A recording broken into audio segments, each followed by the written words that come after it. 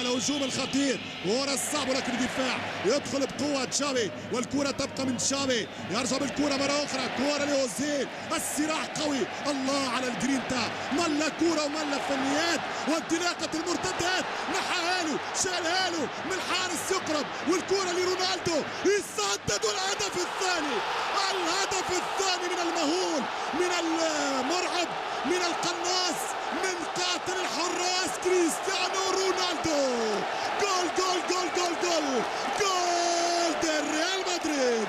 الهدف الثاني، الهدف الثاني. وماذا يحدث في دفاعات بلاوغرانا؟ ماذا يحدث في 18 دقيقة؟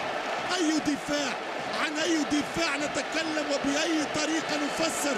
مش ممكن كرة العمق، الكروس لونج، جيرارد بيكي بطيء جدا، ماسكيرانو متأخر جدا، والضربة والسدة والتسديد في مرمى فالديز. الهدف الثاني، شوف كيف شاله نحاله حتى قدامه، الصاروخ متاع ماديرا، يسجل 8 أهدافه في الكلاسيكو، وهدف جديد هو الثالث ليه في السوبر كوبا.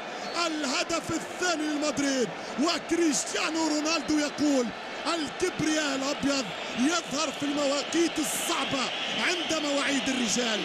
هدفين لصفر للريال.